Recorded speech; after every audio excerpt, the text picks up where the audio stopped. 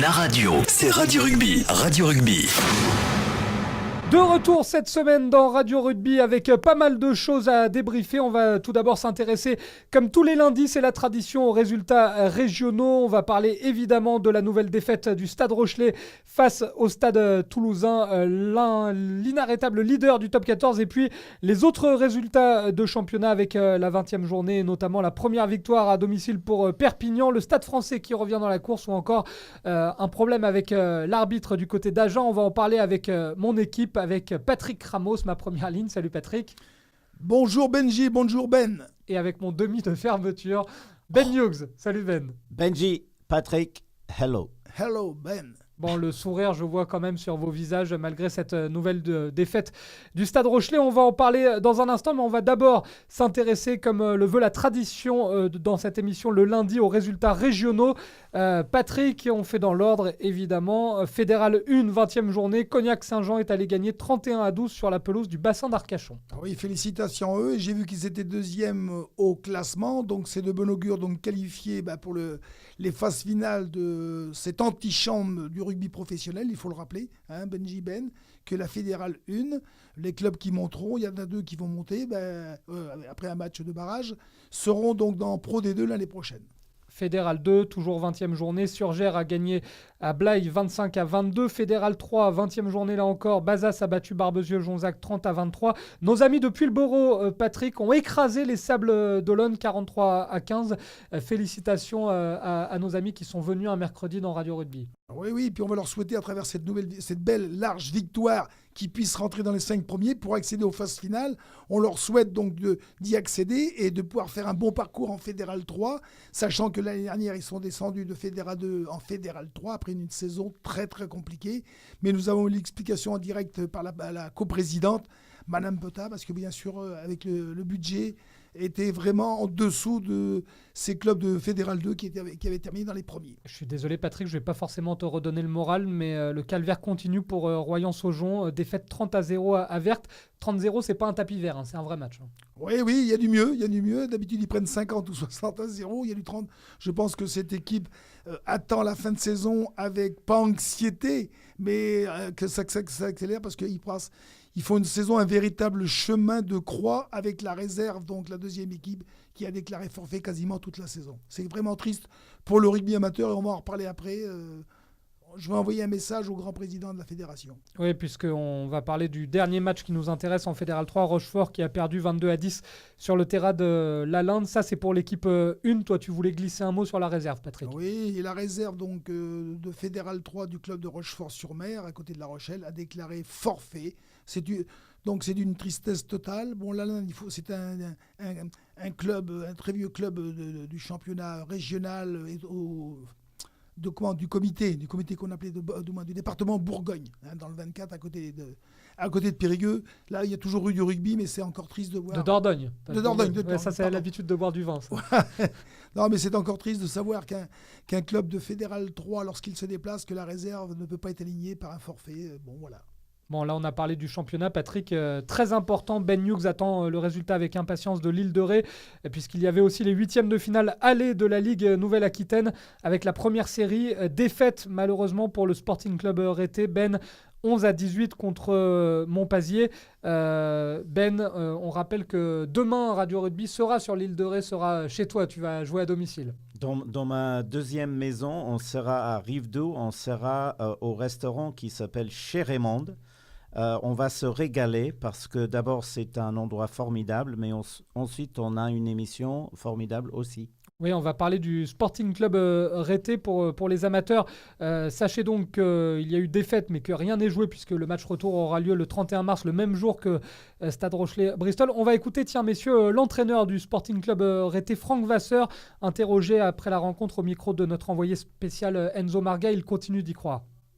Des rencontres où on a péché par la discipline, on n'a pas été capable de mettre la main sur le ballon, on a fait pas mal de fautes, ça ne ressemble pas, c'est l'un des plus mauvais matchs depuis 2 mois, mais on s'est accroché, je pense on peut faire quelque chose sur le match retour, après on avait un petit peu de blessés, mais c'est l'indiscipline qui nous coûte le match aujourd'hui. Bon, les spectateurs du Sporting Club Rété qui applaudissaient au moment de l'interview de Franck Vasseur, mais vous l'avez compris, rien n'est joué. C'est vrai que Patrick, on le dit souvent, là, Franck Vasseur, l'entraîneur, qui dit c'est dommage, on jouait bien ces derniers temps, on gagnait presque tous nos matchs. C'est totalement différent, hein. Quand on est en phase finale, là c'est un autre championnat qui commence. Ah oui, puis on s'aperçoit que tous les clubs du comité, du département 16 ou 17, mais surtout 17, ce qui nous touche de très près, sont en réelle difficulté lorsqu'ils sortent des limites de l'ancien comité Charente-Poitou, lorsqu'ils rencontrent des clubs du département 24 ou du 19, on va le voir après avec Étré à Chaméra à côté de Tulle, ou le 33 aussi. Bon, c'est un autre niveau. Il faut absolument que nos équipes du 17 puissent se renforcer à tous les niveaux. Alors, le niveau de jeu est en dessous, la formation peut-être, mais bon, tous nos clubs du département 17 sont en difficulté face à ces équipes. Et dans les autres confrontations, sachez qu'il y a quand même un bon point pour la Charente-Maritime, puisque Oléron Rugby Club a battu Saint-Cyprien. Alors 20-18, Patrick, pour le match retour, ça va être chaud, mais c'est déjà bien de continuer la série et de gagner ce match aller. Bien sûr, une victoire, il n'y a pas de petite victoire, je l'ai toujours dit, hein. Donc ils ont gagné, félicitations à eux, et puis en leur souhaitant un bon match retour, et pourquoi pas une petite victoire aussi à l'extérieur. Alors tu voulais parler d'Étré, Patrick, vas-y. Oui, donc Étré malheureusement a perdu à Chaméra à côté de Tulle, 21-12. J'ai eu le président ce matin au téléphone. Un bon match, un bon niveau, mais bon, là aussi l'exemple où un club du département 19 de la Corrèze bat encore un club du département 17. Mais comme nous le disait le président, et on l'écoutera mercredi, voilà, l'émission pour donc consacrée à son club d'Étré. Bon, c'est un niveau supérieur, mais ça leur apporte, ça les fait monter en puissance et ils apprennent un rugby plus complet que ceux du département 17. Et puisque vous aimez entendre sur Na Radio parler du rugby amateur, vous l'avez compris, mercredi, focus sur le club d'Étré qui a les mêmes couleurs que l'Aviron Bayonnais. On vous expliquera pourquoi. Jean-Pierre Elissalde est dans l'histoire. 20e journée de top 14, je le disais lors du sommaire. Messieurs, La Rochelle a perdu 19-23 face à Toulouse. Un seul essai côté Rochelais, il est signé Vincent Rattez. On va écouter Romain Sazi qui était aussi frustré que le public du stade Marcel de Flandre. Le public, on l'a senti frustré comme nous. Hein. C'est vrai que ça faisait très longtemps qu'on ne l'avait pas entendu gronder après l'arbitre. Moi, je n'ai pas envie de mettre la faute sur qui que ce soit. C'est vrai que c'est une défaite rageante. Quand tu tombes à 4 petits points ou 5 points, 4 points, je crois qu'il y a. Tu es vraiment à leur portée. Mais le public était là derrière nous, il a énormément poussé et on en a énormément besoin forcément. On préfère voir un stade qui pousse derrière nous que des sifflets, c'est sûr. On était dans un doute, forcément. On a eu une période un peu compliquée. Après, je ne dis pas qu'on est sorti de cette période-là, mais voilà, je pense que dans la conviction, dans l'engagement, on a répondu ce soir présent. Le week-end prochain, ça sera une autre compétition avec un match à élimination et on donnera tout pour passer et pour recevoir encore une demi à Deux Flandres. Alors, il a parlé du public toujours aussi fidèle. Un 44e match, on le rappelle, consécutif à guichet fermé en championnat pour Marcel de Flandre. Ça va te faire plaisir, Ben, mais il a aussi parlé de l'arbitrage. Ils étaient nombreux, les Rochelais, hier en conférence de presse, un petit peu furieux après l'arbitre. C'est un petit peu facile comme argument parce que c'est pas l'arbitre qui a vraiment décidé du match, c'est Toulouse qui était plus fort, Ben. Oui, c'était l'équipe de Toulouse qui a gagné ce match. Ils ont très bien géré ce match, ça c'est clair. Il y avait aussi des fautes de la part des Rochelais. Ceci dit, moi, depuis quelques matchs, on voit un stade Rochelais qui est vraiment décevant. Hier, j'ai vu un stade Rochelais avec un visage qui était plus encourageant. Je pensais qu'ils avaient beaucoup plus d'envie. Ce n'est pas toujours ça, absolument pas. Mais ça va, à mon avis, dans le bon sens. En ce qui concerne l'arbitre, oui, il y avait des décisions, comme pour tous les arbitres, un peu bizarres. J'ai l'impression des fois que les arbitres adorent se faire escorter du terrain à la fin. Parce que tu as 16 000 spectateurs et tu as un arbitre qui est entouré de gens qui l'emmènent vers les vestiaires. Il a pris une décision sur un en avant que je n'ai absolument pas comprise, mais bon, ça c'est les arbitres, qu'est-ce que tu veux? Bon, après, on est dans Radio Rugby, on pointe suffisamment souvent du doigt les erreurs et les mauvaises décisions des joueurs. Ça arrive aussi aux arbitres, c'est comme ça. Les joueurs ont des mauvaises décisions en ce moment au Stade Rochelais, les arbitres, ça peut leur arriver aussi. Juste Patrick, pour la Stade, ça fait 8 ans que le Stade Marcel de Flandre n'avait pas assisté à 2 défaites consécutives du Stade Rochelais, donc quand même, c'est une défaite qui marque. Oui, bien sûr, c'est une défaite qui marque et moi, je ne vous cache pas. vous connaissiez mon optimisme. J'ai été très, très déçu de la défaite. Alors, bien sûr, Ben, je suis tout à fait d'accord avec toi. On a vu une autre image du Stade Rochelais à travers les 3 autres matchs précédemment qui avaient été sanctionnés de 3 défaites où on n'avait pas reconnu notre équipe de La Rochelle. Je dis bien notre équipe parce qu'on reste supporter totalement sur ma radio. Par contre, l'engagement de l'équipe du Stade Rochelais contre Toulouse, on ne peut pas leur reprocher ça.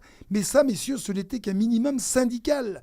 Lorsqu'on a la prétention de battre le Stade toulousain, il faut jouer autre chose. Je l'avais dit dans la semaine, il aurait fallu que nos Rochelais jouent à 120% de leurs moyens. Bon, c'est pas loin, mais moi, la seule chose qu'on peut retenir, malheureusement, c'est cette 4e défaite consécutive. Et Benji, la 2e consécutive à domicile, il y a 8 ans que ce n'était pas arrivé.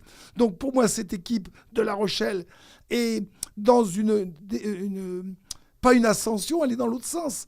Elle a chuté de la 3e place, rappelons-le, avant ce début des 4 matchs, pour se retrouver aujourd'hui 7e, avec un retour, on va en parler après, de Montpellier, on va en parler un peu plus après.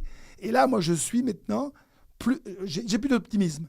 Tout l'optimisme que j'avais mis de côté, que j'avais engrangé, j'en ai plus, c'est fini. Je n'ai plus confiance dans cette équipe qui, moi, aujourd'hui, on a vu une équipe, Ben, comme tu dis, qui a géré de Toulouse, a géré le jeu, et nous, on a essayé de digérer le match où on a fait trop de fautes à des moments très, très importants. L'arbitre a pris ses décisions.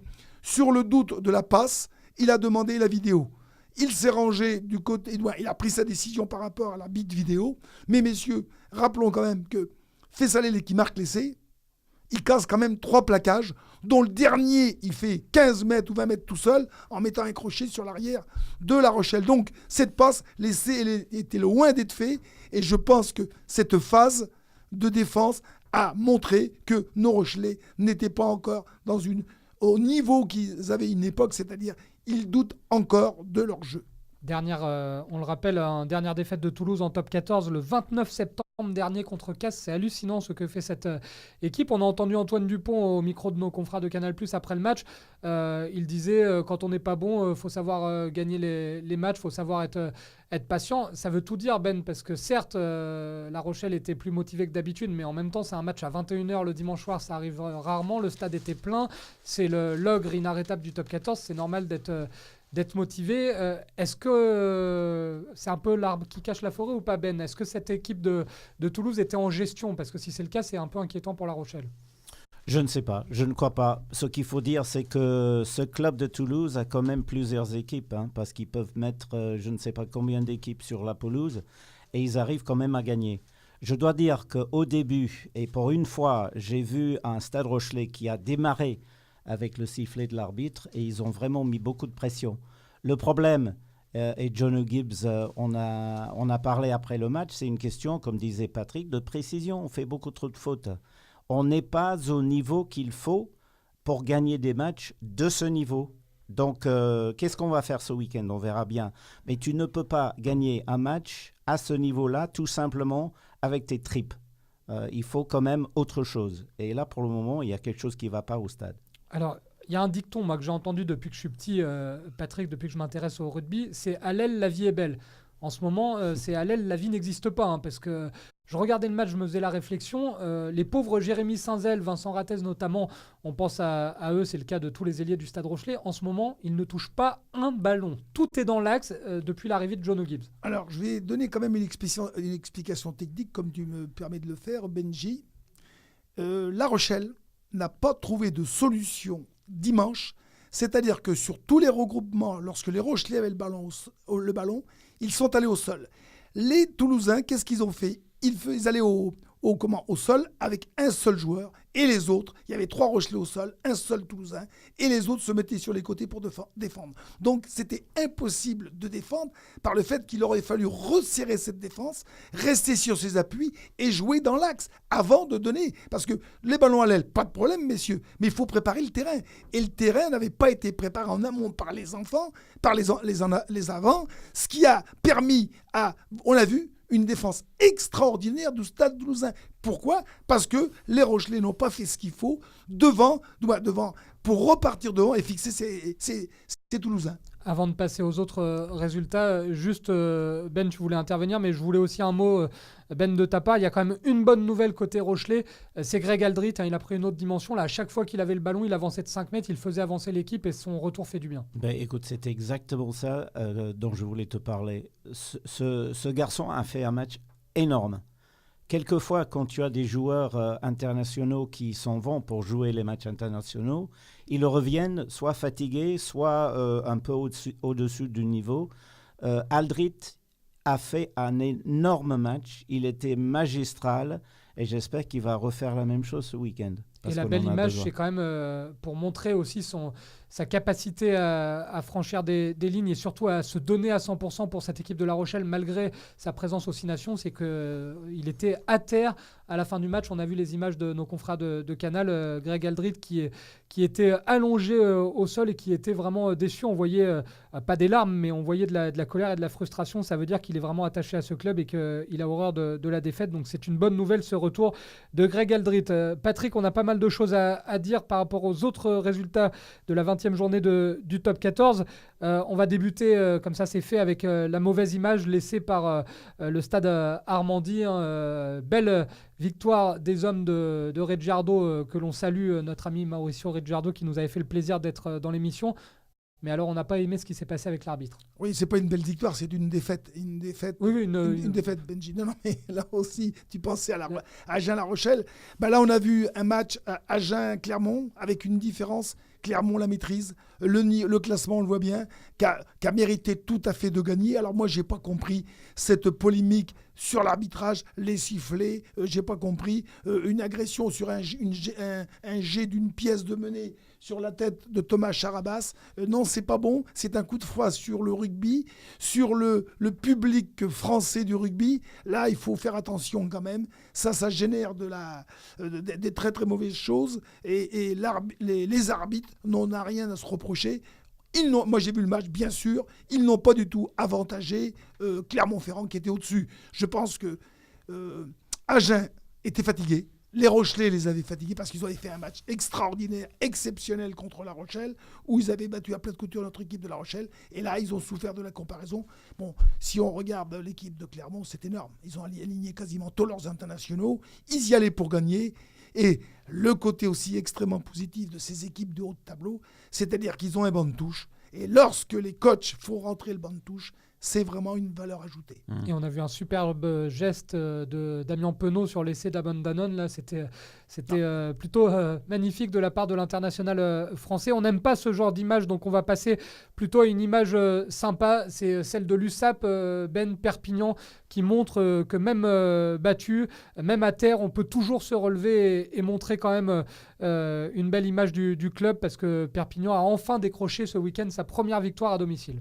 Oui, c'était une victoire formidable, je trouve, parce que cette équipe a souffert pendant toute la saison. Grenoble aussi, il faut l'avouer, mais Perpignan à la maison, je pense que c'est la première fois de cette saison qu'ils ont gagné à la maison. C'était formidable. Juste un mot sur Agen, parce qu'il y avait aussi une polémique sur le fait qu'Agen s'était passé dans la demi pendant l'échauffement. Il y avait un problème pendant l'échauffement. Donc, juste pour dire que j'espère que le rugby n'est pas en train de devenir un peu, je vais le dire, comme le foot. C'est-à-dire, on fait des choses pour énerver les autres. Il faut qu'on soit clair, il faut qu'on reste rugby. Il faut laisser les arbitres tranquilles, sauf celui qui n'a pas donné le en avant dimanche soir. Et puis voilà.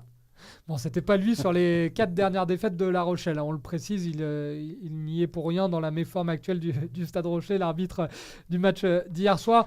Patrick, on va clore l'émission avec des rouleaux compresseurs qui sont de retour. Et ça, malheureusement, c'est pas forcément une bonne nouvelle pour le Stade Rochelet. Je pense notamment au Stade français qui a été relancé d'ailleurs par La Rochelle et qui là revient bien dans la course. Ah oui, ils recevaient donc Castres, le champion en titre, après un très très gros match de Paris, qui a gagné, messieurs, avec le bonus. C'est-à-dire que le pire des résultats pour La Rochelle qui joue la 6e place ou la 5e place avec le Stade français, cette équipe qu'on voyait quasiment moribonde, le Stade français, a su, à travers sa première victoire à La Rochelle, repartir, malgré la blessure de Maestril de deuxième ligne qui a une entorse du genou qui est absent pour un certain temps. Ils ont su rebondir avec leurs jeunes et battre sans aucun problème cette équipe de Castres. Un résultat de 32-16 et je me répète, le bonus offensif, donc le Stade français a marqué 5 points. Avec des essais magnifiques. Et il n'y a pas que le Stade français, il y a aussi Montpellier, Ben, qui là aussi, malgré les rumeurs de changement dans le staff, malgré les doutes affichés, malgré le coup de gueule du président Moed Altrad, cette équipe est en train de revenir au bon moment. Tu parlais du timing dans une saison de La Rochelle qui était en train peut-être de rater le wagon. Ben, Montpellier, le Stade français, eux sont en train de revenir au bon moment. Oui, je pense que c'est deux clubs qui sont relancés. Mais là, je regarde le classement. Il faut savoir, Toulouse, Clermont, c'est fait. Ils sont loin devant les autres. Mais à mon avis, il y a 7 équipes qui sont en train de jouer pour 4 places dans le classement. Et là-dedans, je pense aussi à Montpellier. Montpellier, avec 46 points derrière le Stade français avec 51, ils peuvent remonter. Donc, je pense que Montpellier est relancé. Ils peuvent bien revenir dans les top 6. Donc, il faudrait que La Rochelle pense à se dire, ils ont 3 matchs contre 3 équipes qui sont plus hauts et 3 matchs contre des équipes qui sont plus bas dans le classement. Si on peut gagner contre les plus forts, et bien sûr les moins forts, ce serait formidable. Et pour être dans le classement des top 6, il faut battre les meilleurs. Donc, pourquoi pas Castres, Lyon, Bordeaux, on peut les avoir. Ouais, on va y croire. En tout cas, on rappelle qu'on est dans une semaine spéciale sur NARadio. Radio Rugby se met en mode Coupe d'Europe puisque dimanche, il y aura la rencontre face à Bristol. Donc des émissions un petit peu plus longues et des émissions délocalisées. Vendredi, on sera du côté de Châtelaillon-Plage et demain, on sera à l'île de Ré pour une émission spéciale. On a hâte de vous retrouver. Messieurs, je vous souhaite une bonne soirée et je vous dis à demain. À demain Benji, à demain Ben. À demain tout le monde. NARadio, c'est Radio Rugby. Radio Rugby.